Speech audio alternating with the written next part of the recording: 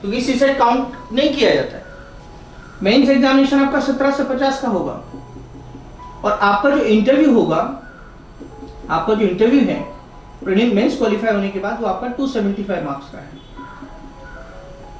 तो मैं आपको ये कहना चाहता हूं कि प्रीलिम्स आपका हो गया नॉलेज टेस्ट, कि जो सिलेबस दिया है उसमें से आपको कॉन्सेप्ट्स आपके क्लियर हैं, क्या आप अप्लाइड फॉर्म में तैयार हैं मेंस के लिए, आप तैयारी कर रहे हैं प्रीलिम्स के लिए। कैसे आप मेंस के लिए आपको बुलाया जाएगा? मेंस के लिए आपको तब बुलाया जाएगा जब आप मेंस के लिए प्रिपेयर हैं या नहीं है, आपकी प्रिपरेशन उसके लिए है या नहीं है। तो मेंस एग्जामिनेशन की प्रिपरेशन जिन लोगों के लिए होती है निश्चित रूप से उनको मेंस के लिए कॉल आता है। जनरली हर साल लगभग 15,000 के आसपास लोग होते हैं जो मेंस एग्जामिनेशन के लिए अपियर होते हैं, और ये मेन एग्जामिनेशन के लिए जो लोग अपियर होते हैं, इन मेन एग्जामिनेशन में 17 से 50 में जिन लोगों ने मेंस में अच्छा स्कोर किया है, रिटन एग्जामिनेशन में अच्छा स्कोर लाए हैं, उनको जो है इंटरव्यू के लिए कॉल किया जाता है। मींस 3 टाइम्स जो पोस्ट है उसका 3 टाइम्स 3 गुने लोगों को इंटरव्यू के लिए कॉल किया जाता है। और जिन लोगों को इंटरव्यू के लिए कॉल किया जाता है उनको आउट ऑफ 275 में मार्क्स दिए जाते हैं। प्रीलिम्स आपका नॉलेज टेस्ट हो गया, मेंस एग्जामिनेशन आपका राइटिंग स्किल्स है, आपका डेप्थ एनालिसिस है। मेंस एग्जामिनेशन में साफ साफ लिखा हुआ है पहले से, क्या लिखा हुआ है? लिखा हुआ ये है कि ये आपके सिविल सर्विसेज एग्जामिनेशन आपके मेमोरी का, रेंज ऑफ इंफॉर्मेशन का टेस्ट बिल्कुल भी नहीं है, आपके स्मरण शक्ति का, आपके ज्ञान के भंडार का ये टेस्ट नहीं है। ये टेस्ट है आपके डेप्थ एनालिसिस का, आपके विश्लेषण का, कि किस प्रकार से आप किसी टॉपिक को डिफरेंट एंगल से देखते हैं, आप क्या उस पर निष्कर्ष निकालते हैं, आपका नजरिया क्या है। यही टेस्ट है जिसे हम मेन एग्जामिनेशन में परखा जाता है। प्रीलिम्स एग्जामिनेशन का जो आज ट्रेंड है वो बहुत ही अप्लाइड है। अगर आप अप्लाइड फॉर्म में नहीं पढ़ रहे हैं, आप एग्जाम्स के पॉइंट ऑफ व्यू से नहीं पढ़ रहे हैं, तो प्रीलिम्स आप कभी भी क्वालिफाई नहीं हो पाएंगे। ये चीज़ मैं आपको बता देना चाहता हूँ। मेन एग्जामिनेशन के सिलेबस को आपने बार बार प्रिपेयर नहीं किया है, आपका कमांड नहीं है, आपने चीज़ों को अप्लाइड वे में नहीं देखा है, आप चीज़ों को समझ नहीं सकते हैं, आप चीज़ों को एनालिसिस नहीं कर सकते हैं, आपका प्रेजेंटेशन अच्छा नहीं है, आप लिखना नहीं जानते हैं, आपको आता बहुत कुछ है, तो इससे कुछ फायदा नहीं है। आप टॉपिक को तैयार करें और लास्ट ईयर के क्वेश्चंस पेपर को लिख के देखें और टीचर को दिखाएं कि हम क्या अच्छा लिख सकते हैं। आंसर राइटिंग क्या होता है? आंसर राइटिंग का मतलब होता है concise, effective, to the point, right, chronological order, rich content, various dimension. ऐसा नहीं कि आप कोई आंसर लिख रहे हैं, उस आंसर को आपको polity, history, right, sociological angle, हर एंगल से उसको देखना पड़ेगा, तब जाके आप मेंस में अच्छे मार्क्स लाएंगे। और मैं आपको बताना चाहता हूँ, मेंस में आपके अच्छे मार्क्स आ गए, फिर आपको इंटरव्यू के लिए बुलाया जाएगा, और इंटरव्यू है आपका, वो है पर्सनैलिटी टेस्ट। आपका नॉलेज टेस्ट तो पहले ही हो चुका है, अब आपका नॉलेज टेस्ट नहीं हो रहा है, अब आपके व्यक्तित्व का परीक्षण हो रहा है, अब आपकी पर्सनैलिटी का टेस्ट हो रहा है। और किसी का व्यक्तित्व एक दिन में नहीं बनता है, पर्सनैलिटी बनने के लिए काफ़ी लंबा समय लगता है। और किसी व्यक्ति की पर्सनैलिटी तब बनती है जब उसे ज्ञान होता है, जब उसे नॉलेज होता है, जब वो इंटरेक्शन करना जानता है, जब वो डिफरेंट टाइप की डिबेट्स, चीज़ों को समझता है, एनालिसिस करता है और एक ओपिनियन डिसाइड करता है, उससे बनती है पर्सनैलिटी। पर्सनैलिटी में और भी चीज़ें हो सकती हैं, राइट, लेकिन फिर भी ये आपका इंटरेक्शन है, ये आपके व्यक्तित्व के साथ, आपके साथ बातचीत की जाएगी, आपके साथ इंटरेक्शन किया जाएगा, फिर देखा जाएगा कि क्या आप सिविल सर्विसेज के लिए बिल्कुल एक सुटेबल पर्सन है या नहीं है।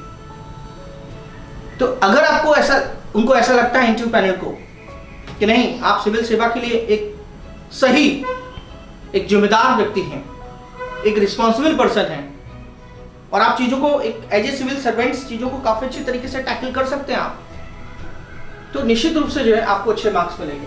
और आपके मेंस के मार्क्स प्लस इंटरव्यू के मार्क्स दोनों को जोड़ के तब आपका मेरिट बनेगा। सोचने वाली बात है कि मेंस में आपके 17 से 50 है, मेंस 17 से 50 है, यहाँ आप ज्यादा स्कोर करेंगे, यहाँ पे आप ज्यादा स्कोर करेंगे और इंटरव्यू में आपने कम भी स्कोर किया, राइट, तो आपका सिलेक्शन हो जाएगा। क्योंकि जनरली मैंने देखा है, जनरली टॉपर्स का जो रहता है 11 से 26 टोटल, टॉपर की बात कर रहा हूँ ये मैं टॉपर की बात कर रहा हूँ। तो फाइनल जो सिलेक्शन होता है 11 से 26, 11 से 21, इस टाइप से जो है ये टोटल देखा जाता है, ये टोटल में लोग टॉप कर रहे हैं। तो आप कोशिश ये करें कि आपके मार्क्स लगभग जो है 1000 से ऊपर होने चाहिए। अगर आपके 1000 मार्क्स से ऊपर है तो मतलब आप सिलेक्शन की लिस्ट में हैं, आप सिलेक्शन की लिस्ट में हैं, ये चीज आप ध्यान रखिएगा। और अगर आप 1100 के ऊपर है, इसका मतलब आपको आईएएस मिलना तो बिल्कुल श्योर है।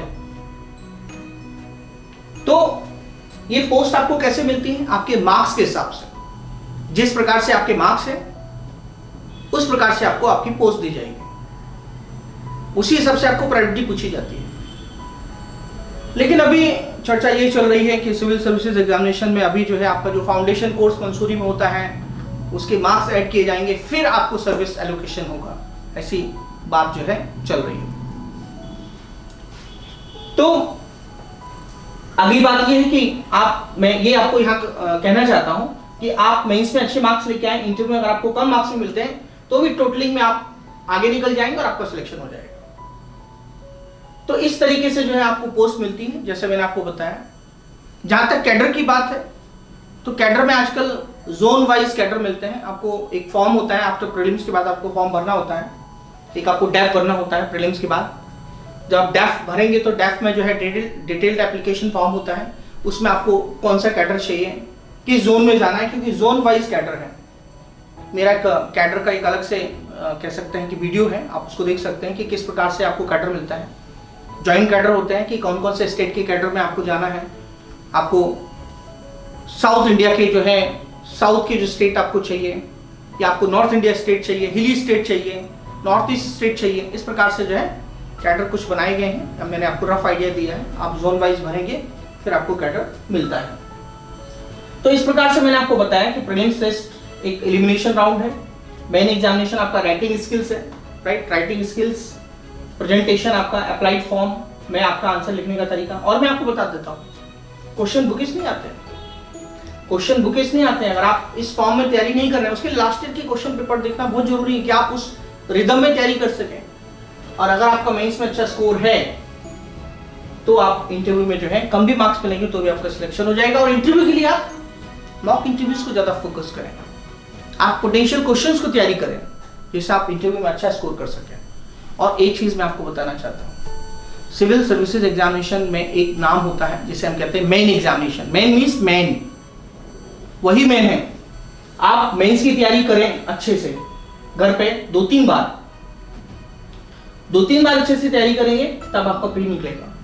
और जब आपका प्री निकलेगा फिर आप मेंस का तैयारी करें। तो पहले वाले प्रीलिम्स में, पहले वाले मेंस में स्टैटिक पार्ट तैयार करें, दूसरे वाले मेंस में करंट अफेयर्स तैयार करें। तो इस तरीके से जो है आप पूरी तैयारी कर सकते हैं और पूरी तैयारी करके आप सिविल सर्विसेज एग्जामिनेशन में एक ही साल में अटेम्प्ट में आप जगह बना सकते हैं।